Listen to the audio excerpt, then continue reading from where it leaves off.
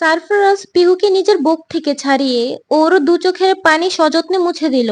অতঃপর ওর গালের উপর এক হাত রেখে বলল, আল্লাহ ব্যতীত কারোর ক্ষমতা নেই এই সারফরাজ ইউসুফ খানের থেকে তার প্রিটিহার্টকে কেড়ে নেওয়ার। তোমার এই কাজল কালো হরিণীর ন্যায় নয়ন জোড়া নোনা জলে আর ভাসতে দিও না। তোমার চোখের পানি তোমার এমপি সাহেব সহ্য করতে পারে না প্রিটি।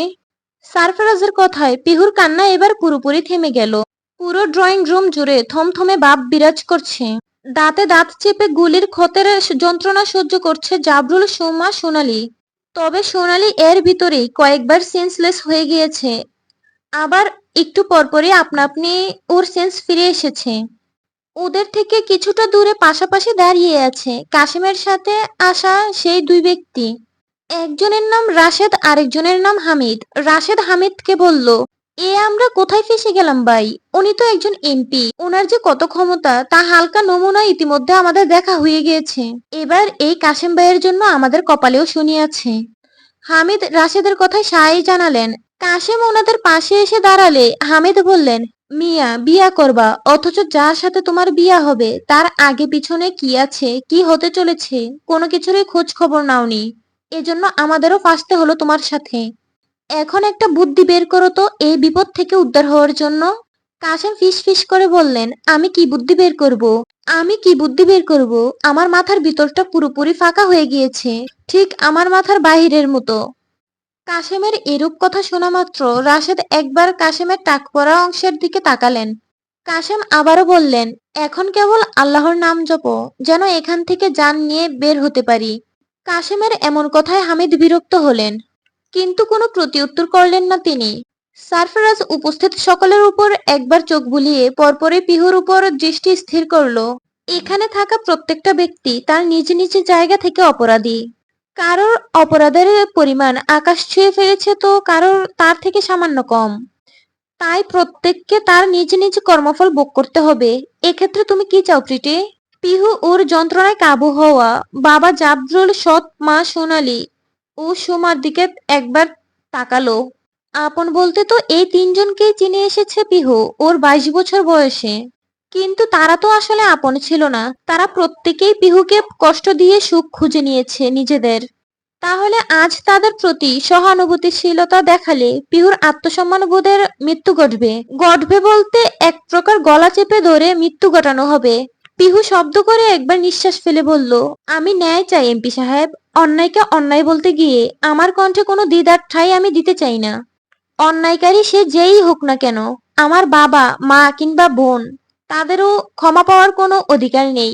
প্রথমে তাদের নিজ কর্মের জন্য শাস্তি ভোগ করতে হবে, তারপর যদি সত্যিকারের অনুশোচনার ছাপ আমি তাদের চোখে দেখতে পাই, তাহলে হয়তো ক্ষমা করার কথা ভেবে দেখা যাবে, কিন্তু তার আগে নয়।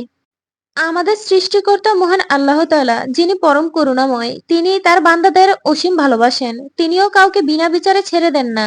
মৃত্যুর পর পরবর্তী জীবনে অর্থাৎ আখিরাতে তিনি প্রত্যেককে দাঁড় করাবেন ন্যায় বিচারের ময়দানে। সেখানে ধাপে ধাপে হিসাব করা হবে প্রতিটি কাজের। পূর্ণপুরি শাস্তি ভোগ করার পরেই আল্লাহর রহমতে মুক্তি পেতে পারেন তার পাপিষ্ঠ বান্দারা। তাই ন্যায় বিচারের পথে ছাড় দেওয়ার কোনো সুযোগ আমার নেই। অন্যায় করলে শাস্তি পেতেই হবে, এটা সূর্য পূর্ব দিকে উদয় হওয়া ও পশ্চিম দিকে অস্ত যাওয়ার মতোই চিরন্তন সত্য। পিহুর চিন্তা ও ওর কথাগুলো শুনে সারফরাজ মুগ্ধ হলো। সারফরাজ হেসে বলল, এই গুণী কথাগুলোই তোমার থেকে আশা করেছিলাম আমি পিটি।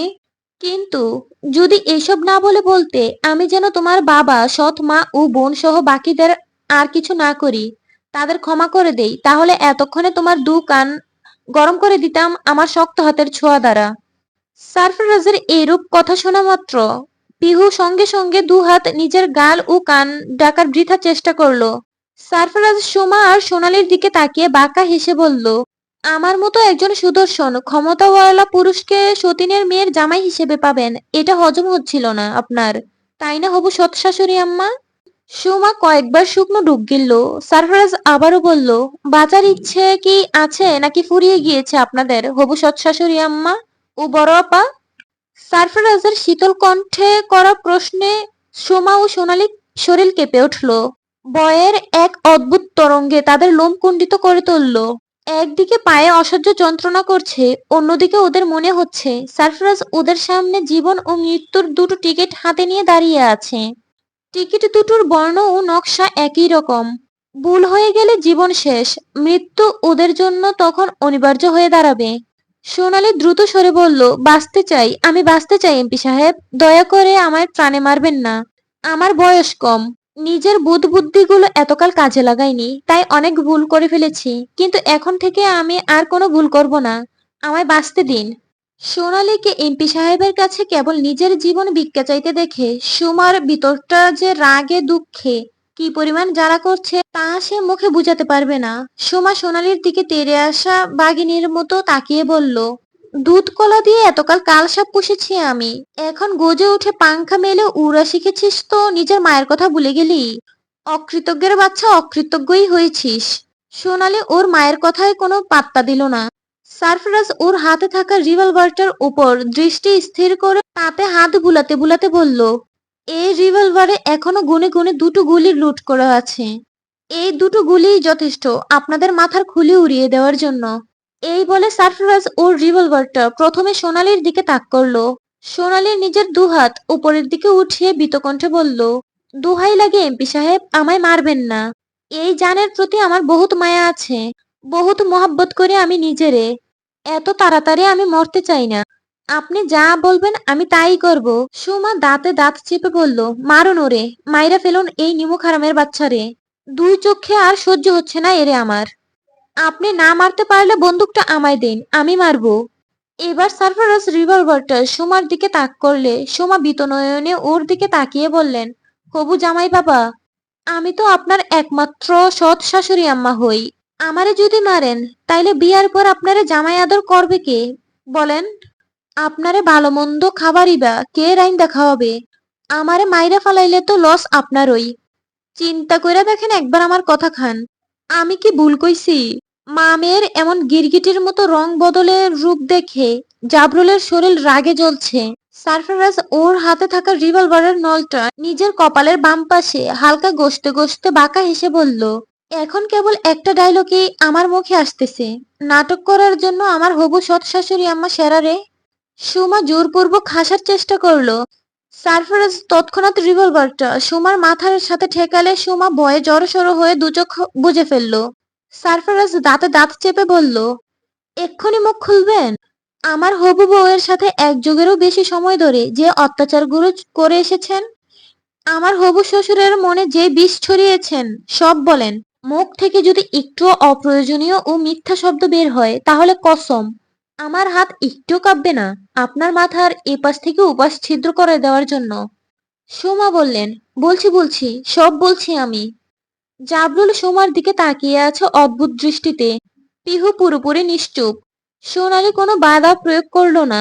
যেখানে নিজের জীবনে বিপদ সীমার সর্বস্তরে দাঁড়িয়ে আছে, সেখানে নিজের পালিত বাবার সামনে মান রক্ষার চিন্তা করা তো বিলাসিতা ছাড়া কিছুই না। সুমা বললেন, জাবরুলের সাথে বিয়ে হয়ে তার বাড়িতে ওঠার পর যখন আমি নতুনভাবে বাঁচার পথ খুঁজে পেয়েছিলাম, তখন আমার সংসারে আমার সতীন কন্যা পিহুকে বুঝা ছাড়া আর কিছুই মনে হয়নি। জাবরুলের মুখশ্রীর রং মুহূর্তে পাল্টে গেল সুমার কথা শুনে। সুমা কিয়ৎক্ষণ থেমে আবারও বললেন, আমরা মা মেয়ে মিলে পিহুর উপর সবসময় অত্যাচার করেছি, ওকে উঠতে বসতে খোঁটা দিয়েছি, কটু কথা শুনিয়েছি, সঠিকভাবে খাবার পর্যন্ত খেতে দেইনি, সংসারের সব কাজ ওকে দিয়ে করিয়েছি। প্রথম প্রথম কাজে অনেক ভুল করতো পিহু, কিন্তু ও ছোট, এজন্য ওকে মাফ করে দিতাম না, ওকে অনেক মারতাম। খুন্তির গরম ছেক ওর শরীরের এমন এমন স্থানে দিতাম যা কাউকে দেখাতে পর্যন্ত পারতো না। আমরা পিহুর বাবার কাছে বানিয়ে বানিয়ে 10টা মিথ্যে কথা বলতাম। আমাদের লক্ষ্য ছিল পিহুর উপর থেকে জাবরুলের সব মায়া ভালোবাসা যেন দূর হয়ে যায়। জাবরুল যেন পিহুর সাথে তাই করে যা আমরা তাকে করতে বলবো। আস্তে আস্তে আমাদের পরিকল্পনা সফল হয়। পিহু প্রথমে চেষ্টা করত জাবরুলের কাছে আমাদের আসল রূপ দেখানোর, কিন্তু আমাদের ডুজ জাবরুলের উপর এতটাই কড়া প্রভাব ফেলেছিল যে পিহু পরে চুপচাপ আমাদের অত্যাচারগুলো সহ্য করতে শুরু করে। কয়েকদিন ধরে পিহুর প্রতি আপনার এই ভালোবাসা, এত যত্ন, ওর সাথে যারা অন্যায় করে তাদের ছেড়ে কথা না বলা, এসব দেখে আমার সহ্য হচ্ছিল না। তাই আমি জাবরুলের কাছে কল করে বাড়িয়ে চড়িয়ে অনেক কিছু বলি পিহুর বিরুদ্ধে, যার ফলে জাবরুল সেই রাতেই চট্টগ্রাম থেকে ঢাকায় চলে আসেন। পিহুর কোনো কথা শোনার প্রয়োজনও মনে করেননি তিনি। আর পিহুকে এখানে উঠিয়ে এনে নিজের কোম্পানির 50 ঊর্ধ্ব বয়সের কুৎসিত দেখতে ওই ম্যানেজারের সাথে জোরপূর্বক বিয়ে দেওয়ার চেষ্টা করেন। কথাগুলো বলে থেমে গেল সুমা। তার সর্বশরীর কাঁপছে। আজ সব সত্যি যদি সুমা না বলতো তাহলে সারফরাজের হাতে তাকে মরতে হতো। আর সব সত্য বলার কারণে জাবরুলের ঘৃণা, রাগ এবার তাকে সহ্য করতে হবে। জাবরুল পুরোপুরি স্তব্ধ হয়ে গিয়েছে। দৃষ্টি তার নিচের দিকে স্থির। বুকের ভিতরটা চিনচিন ব্যথা অনুভব হচ্ছে তার। সুমার পাশ থেকে সোনালি বলল, আমি কখনো পিহুকে নিজের ছোট বোন হিসেবে মেনে নেইনি। আমরা যখন প্রথম ও বাড়িতে আসি তখন পিহু আমাদের পিছন পিছন ঘুরতো, একটু আদর, একটু ভালোবাসা, একটু যত্ন চাইতো, যা আমরা বুঝতাম। কিন্তু ওর অসহায় মুখটার দিকে তাকিয়ে আমাদের মনে একটুও মায়া কাজ করতো না। বরং ওর অসহায়ত্বকে আমরা আমাদের বিনোদনের একটা অংশ হিসেবে নিয়েছিলাম। বাবা যখন প্রথম ছুটিতে চট্টগ্রাম থেকে ঢাকায় আসেন তখন আমাদের তিনজনের জন্যই নতুন জামা এনেছিলেন। কিন্তু আমার জন্য আনা জামাটা আমার পছন্দ হয়নি।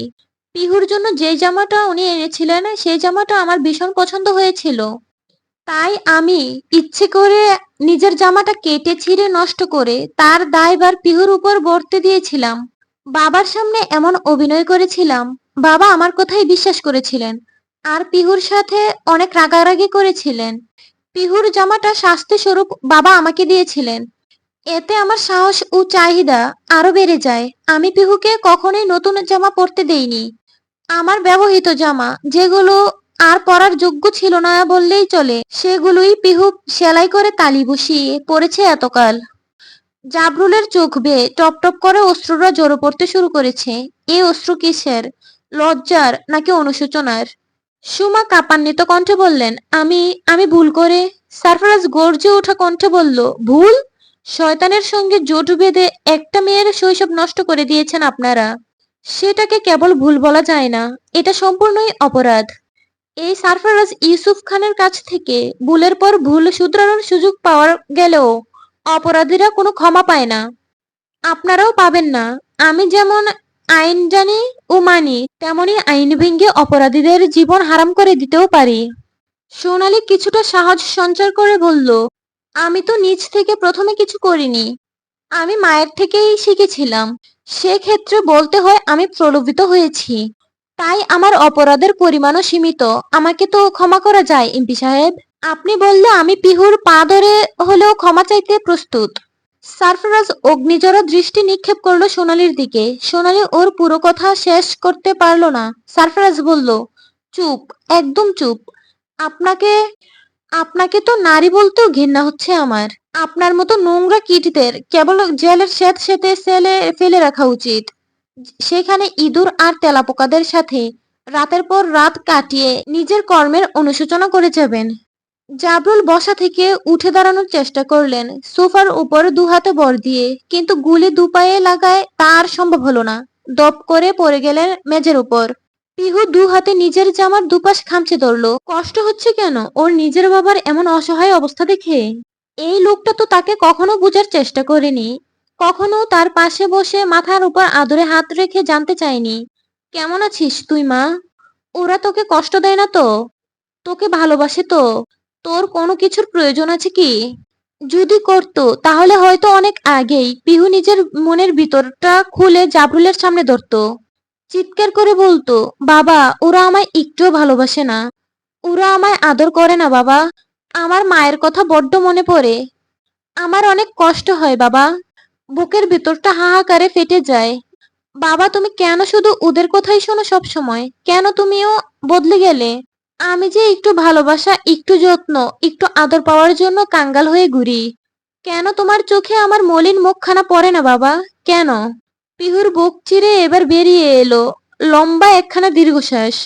জাবরুল মেঝের উপর দু হাতে ভর দিয়ে এক প্রকার ছেঁচড়ে ছেঁচড়েই পিহুর পায়ের কাছে এসে থামলেন। যেই পথ ধরে আসলেন সেই পথটুকু জাবরুলের পায়ের ক্ষতের রক্তে রঞ্জিত হয়ে আছে। জাবরুল পিহুর দু পায়ের উপর নিজের দু হাত রাখলেন। এই প্রথম কোনো বাবা তার মেয়ের পা স্পর্শ করেছে হয়তো এইভাবে। পিহুর বুকের ভিতরটা মোচড় দিয়ে উঠল। ওর ইচ্ছে করছে এখান থেকে ছুটে কোথাও পালিয়ে যেতে। দাঁড়িয়ে থাকা দায় হয়ে যাচ্ছে ওর জন্য। পিহু ঠোঁট কামড়ে দু চোখ বুজে রেখেছে। জাবরুল দু চোখ দিয়ে অশ্রুরা এবার টপটপিয়ে পিহুর পায়ের ওপর পড়ল।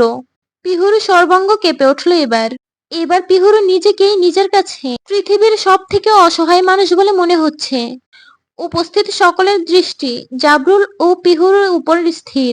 জাবরুল ভাঙ্গা কণ্ঠে বললেন, আমায় তুই ক্ষমা করিস না মা, আমি তোর ক্ষমা পাওয়ার যোগ্য না। পৃথিবীর ভিতর সব থেকে নিকৃষ্ট বাবা হলাম আমি। নতুন কিছুর মোহে আমি এতটাই অন্ধ হয়ে গিয়েছিলাম যে তোর সাথে দিনের পর দিন এত অত্যাচার করা হয়েছে তা আমার চোখে পড়েও পড়েনি। তোর জীবনের 13টা বছর নষ্ট করার জন্য আমি দায়ী, সম্পূর্ণভাবে আমি দায়ী। আমায় ক্ষমা করা যায় না। তোর মাকে হারিয়ে যখন তুই অসহায় হয়ে গিয়েছিলি, তখন তোর জীবনে আমি স্নেহ মমতা ফিরিয়ে আনার বদলে অভিশাপ ডেকে এনেছিলাম। আমি এক অদম বাবা। না না, আমি বাবা হওয়ার যোগ্যতা রাখি না। আমায় ক্ষমা করিস না তুই মা, ক্ষমা করিস না। পিহুর দু চোখ বেয়ে অশ্রুরা ঝরে পড়ল। পারল না সে আর নিজের অশ্রুদের জড়ো পড়া থেকে বাধা দিতে। সারফরাজ আহাদকে ইশারা করলে আহাদ দুজন গার্ডসকে বলল পিহুর কাছ থেকে জাবরুলকে সরিয়ে আনার জন্য। তৎক্ষণাৎ গার্ডস দুজনও হুকুম পালন করলো। জাবরুলকে ধরে আবারও তারা সোফায় বসিয়ে দিলেন। জাবরুল ঘৃণাভরা দৃষ্টি নিয়ে সুমার দিকে তাকালেন। সুমা দৃষ্টি চঞ্চল এই মুহূর্তে। জাবরুল সুমার দিকে থুতু ছিটিয়ে বললেন, তোর মতো একজন অমানুষের সাথে আমি এতগুলো বছর ধরে সংসার করছি, ভাবতেই আমার ঘৃণায় শরীর গুলিয়ে আসছে। আমি এই মুহূর্তে তোর সাথে আমার সব সম্পর্ক শেষ করে দিচ্ছি। তোকে আমি তালাক দিলাম, তালাক দিলাম, তালাক দিলাম। এক নিমিষেই মাত্র 3টে শব্দের ব্যবহারে সুমার যেন পুরো দুনিয়া থেমে গেল। সুমা স্তব্ধ নয়নে জাবরুলের দিকে তাকিয়ে আছেন। তিনি ভাবতেও পারেননি জাবরুল এত বড় একটা সিদ্ধান্ত নিয়ে নিবেন ও সেই অনুযায়ী কাজও করে ফেলবেন। জাবরুল সোনালীর দিকে একই দৃষ্টি নিয়ে তাকিয়ে বললেন, তোর সাথে আমার রক্তের কোনো সম্পর্ক নেই। তোর মায়ের সাথে এতকাল বৈবাহিক একটা সম্পর্ক ছিল, সেই সূত্রে তুই আমায় বাবা বলে ডাকতি, আর আমিও তোকে মেয়ের নজরে দেখতাম। তোর যাবতীয় ভরণ পোষণের দায়ভারও আমি সামলেছিলাম। এখন যেহেতু তোর মায়ের সাথে আমার সম্পর্ক শেষ হয়েছে, সেই সূত্রে তুইও আমার মেয়ে রইলি না। তাই তোর কোনো ঠাঁই আমার বাড়িতে হবে না। তোদের মা মেয়ের ছায়াও যেন আমার বাড়ির আশেপাশে না পড়ে। আর যদি পড়ে তাহলে তোদের দুজনকে জিন্দা কবর দিয়ে দিব আমি। সোনালি কেঁপে উঠল এই প্রথম জাবরুলের এমন ভয়ঙ্কর রূপ দেখে। হুট করে ওর জীবনটা কেমন এলোমেলো হয়ে গেল। পরপরই জাবরুলের অবস্থা আগের থেকে অনেকটা খারাপ হয়ে যাওয়ায় সারফরাজ ওর গার্ডসদের হুকুম দিল জাবরুলকে এই মুহূর্তে হাসপাতালে ভর্তি করানোর জন্য। তিনি সুস্থ হয়ে উঠলে ওনার বাকি স্বাস্থ্যের ব্যবস্থাও করা হবে। গার্ডসরা তৎক্ষণাৎ জাবরুলকে নিয়ে স্থান ত্যাগ করলেন। সোমা ও সোনালি এই মুহূর্তে নিজেদের শরীরের যন্ত্রণাকে আর গুরুত্ব দিচ্ছে না। সারফরাজ আহাদকে বলল, এদের দুজনের স্বীকারোক্তি তুমি ভিডিও রেকর্ড করেছিলে তো আহাদ? আহাদ হ্যাঁ সূচক জবাব দিল। সারফরাজ আবারও বলল, এবার এদের স্বীকারোক্তি পুলিশের হাতে জমা করো, আর পিহুর উপর এতকাল ধরে শারীরিক ও মানসিক অত্যাচার করার জন্য এদের উপর মামলা দাঁড় করানোর ব্যবস্থা করো। আমি চাই এরা এদের বাকি জীবন জেলের দেয়াল চেটে কাটিয়ে দিক। সারফরাজের এরূপ কথায় সোমা এখনো স্তব্ধ হয়ে থাকলেও সোনালি চিৎকার করতে শুরু করলো। সে চিৎকার করে ক্ষমা চাইছে, পিহুর কাছে আবার সারফরাজের কাছেও। কিন্তু সোনালির এই চিৎকার ওদের কান পর্যন্ত পৌঁছালেও ওরা কেউই তা আমলে নিচ্ছে না। আহাদ বাহির থেকে 4জন মহিলা পুলিশ কনস্টেবলকে ডেকে আনলো। তারা সোমা ও সোনালীকে নিয়ে চলে গেলেন চোখের পলকেই। পিহু সেদিকে ঘুরেও তাকালো না। শাস্তি পাওয়ার জন্য এবার বাকি রইল কাজী সাহেব, কাশেম ও তার 2 পুরুষ সঙ্গী। ওরা সকলেই ভীত হয়ে আছে জাবরুল, সোমা ও সোনালীর অবস্থা দেখে। সারফরাজ কাশেমের সামনে এসে দাঁড়িয়ে ওর টাক মাথায় নিজের হাত ছোঁয়ালো। কাশেমের সর্বাঙ্গ ভয়ে কেঁপে উঠল। সারফরাজ বাঁকা হেসে বলল, কি চাচা, যেই বয়সে আপনার নাতি নাতনিদের সাথে খেলাধুলা করার কথা, সেই বয়সে এসে একজন কম বয়সী মেয়েকে কিনা বিয়ে করার স্বপ্ন দেখছেন? এটা কি ঠিক বলেন? কাশেম শুকনো ডুব গিলে কম্পিত কণ্ঠে বলেন, আমার ভুল হয়ে গিয়েছে স্যার। আমি মতিভ্রম হয়ে গিয়েছিলাম। আমার আবেগ আমায় আষ্টেপৃষ্ঠে জড়িয়ে নিয়েছিল। আমার বিবেক কাজ করা বন্ধ করে দিয়েছিল। যদি আমার বিবেক কাজ করত, আমি এমন কিছু করার চিন্তাও করতাম না। সারফরাজ আহাদকে বলল, এক্ষুনি চাচা যে অফিসে চাকরি করে সে অফিসে কল করো আর বলো তাকে এই মুহূর্তে চাকরি থেকে বহিষ্কার করা হলো। কাশেম সঙ্গে সঙ্গে সারফরাজের পায়ের কাছে বসে পড়লেন। অনুনয়ের স্বরে বললেন, স্যার, স্যার, এত বড় শাস্তি আমায় দিবেন না আপনি। আমার অসুস্থ স্ত্রী বিছানায় পড়ে আছেন। আমার মেয়েটাকে বিয়ে দেওয়া বাকি। ওদের জীবনটাও শেষ হয়ে যাবে স্যার। আমি পথে বসে যাব। সারফরাজ বলল, যে অন্যায় আপনি করতে নিয়েছিলেন তার শাস্তি অবশ্যই আপনার স্ত্রী সন্তানরা ভোগ করবে না। শাস্তি কেবল আপনাকেই দেওয়া হয়েছে। আপনাকে আপনি একাই তা ভোগ করবেন। আপনাকে ৩ মাসের জন্য এমন স্থানে বন্দী করে রাখা হবে যেখানে আপনি আপনার পরিবার কোনো একটা প্রাণীও ছায়া দেখতে পারবেন না। সেখানে আপনাকে পর্যাপ্ত খাবার, পানীয়, পোশাক দেওয়া হবে ঠিকই, তবুও আপনি শান্তি পাবেন না। মানুষের সাথে দুটো কথা বলার জন্য আপনার ভিতরটা কেবল ছটফট করবে। এটাই হবে আপনার উপযুক্ত শাস্তি। নিয়ে যাও একে, আহাদ। কাশেমও সোনালীর মতো ছটফট করছে, চিৎকার করছে ক্ষমা পাওয়ার জন্য, কিন্তু তাকেও ক্ষমা করা হলো না। দুজন গার্ডসকে আহাদ দায়িত্ব দিল কাশেমকে সেই স্থানে নিয়ে যাওয়ার জন্য যেখানে ৩ মাস বন্দী হয়ে থাকতে হবে তাকে।